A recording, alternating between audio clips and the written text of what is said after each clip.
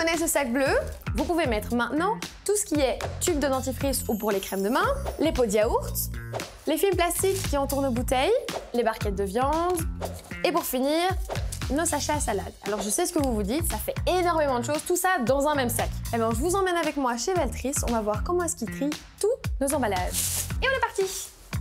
Alors voilà, c'est ici qu'arrive mon sac bleu chez Valtris. Valtris comme valorisation du tri. On est parti! Waouh, mais c'est carrément gigantesque ici! En triant correctement, nos emballages peuvent redevenir de la matière première secondaire. Un bon tri signifie aussi moins de déchets résiduels et donc moins d'émissions de CO2. Bonjour Luna, on m'avait prévenu de ton arrivée, bienvenue chez Valtris. Comme tu peux le constater, chaque matin, les camions de collecte déposent les sacs bleus à cet endroit. Ensuite, le bulldozer charge les sacs bleus dans cet ouvreur de sac. L'ouvreur de sac déchire le sac, libère son contenu et l'ensemble des matières alimente l'usine par ce grand tapis roulant. Et ça va où après? Après, ça arrive au trommel. Le trommel, c'est un crible rotatif qui permet de séparer la matière en 3 tailles différentes. Alors à cette étape, toutes les matières qui circulent sur ce tapis roulant vont tomber en chute libre en bout de course. Tous ces films ainsi que les sacs bleus sont aspirés par cette hotte grâce à un flux d'air. Ils sont aspirés par ce grand tuyau et puis ils vont où? Eh bien, si on poursuit leur cheminement, ils vont arriver au tri balistique. C'est une machine qui va permettre de parfaire le tri des films. Et des tapis roulants comme ça, là, il y en a combien? Alors, les tapis roulants, que l'on appelle aussi convoyeurs, il y en a plus ou moins 250 depuis l'extension du centre de tri. Le gros tapis là-bas, il sert à quoi? Alors, il s'agit d'un overband et il sert à déferrailler. Déferrailler, déferrailler. Attends, je vais deviner. Enlever la ferraille? C'est bien ça. Yes! Et donc ici, j'ai une canette en alu, une conserve en acier. Ma canette en alu, elle va pas être attirée, mais ma conserve en acier, elle va être attirée par les mains. Alors, c'est juste en dessous que ça se passe, parce que l'overband, par un système de magnétisme, attire l'acier et l'évacue en dehors du flux. Et ici, qu'est-ce qui se passe? Alors ici, on trie l'aluminium. Donc rappelle-toi la canette d'aluminium qu'on a vue tout à l'heure.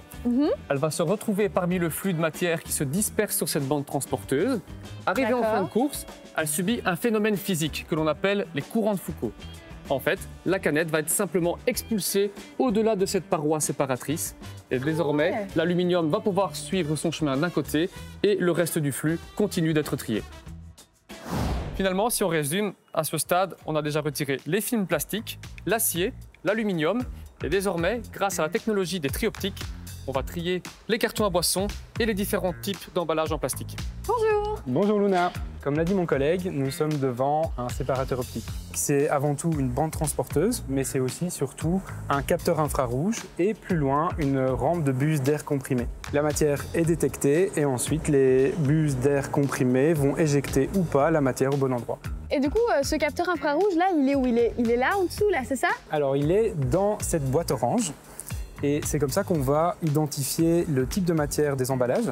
On va par exemple séparer les bouteilles en PET des autres bouteilles et flacons ou raviers, pots qui sont dans un autre type de plastique. Par exemple, dans les autres bouteilles, on pourrait dire celle-là? Alors non, malheureusement pas, Ah, pourquoi? parce qu'en fait, elle a contenu un produit dangereux ou corrosif. Ah ouais, du coup, ouais, ça peut créer des petits soucis, des brûlures et ce genre de trucs. Et comment on sait quelle bouteille on peut mettre et quelle bouteille on peut pas mettre? En regardant sur la bouteille, il y a des pictogrammes qui peuvent indiquer la dangerosité du produit et surtout un bouchon de sécurité pour les enfants. D'accord, donc les gars, faut faire attention. On regarde les pictogrammes, le bouchon sécurité enfant, parce que si on les met dans les sacs bleus, on peut avoir des soucis par après ici. Mais alors, on les met où ces bouteilles? On les dépose au Reciparc. D'accord, c'est compris. Et donc, si je résume bien, on a séparé les métaux, trié les plastiques par type de matériaux. Mais je reconnais, c'est la même machine. On va refaire du tri optique? Oui, bien joué. Ah! Donc ici, on va trier par couleur. On va séparer les PET incolores, les PET bleus, et ensuite les PET colorés comme le vert, le jaune, le rouge, le brun. Ah, et donc en fait, comme ça, toutes les bouteilles seront automatiquement et parfaitement bien triées.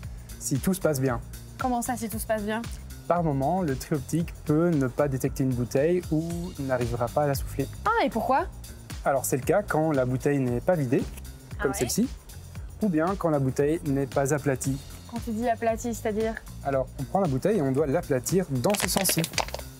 Ok. Voilà. Et on referme bien le bouchon. Ben maintenant que tu le dis, c'est plus clair. Je ferai attention la prochaine fois, promis. Super. Et donc, si j'ai bien compris, le tri optique, en fait, vous l'utilisez partout. Exactement, donc c'est la même technologie qui sera utilisée pour trier le reste des emballages comme les pots, les raviers, les barquettes et tous les autres emballages qu'on trouve dans le PMC. Vas-y, explique-moi, qu'est-ce qui se passe ici? Donc ici, on est dans la cabine de surtri manuel. C'est un peu comme à la maison, on trie avec les mains, quoi. Donc même si les machines sont très performantes, il y a certains emballages qui vont passer entre les mailles du filet. D'accord. Et on va effectuer un dernier contrôle de qualité pour encore augmenter le degré de pureté pour assurer un bon recyclage. Et donc, c'est ce qui nous permet d'atteindre la presque perfection et de pouvoir nous vanter d'être parmi les meilleurs élèves au niveau du tri sélectif.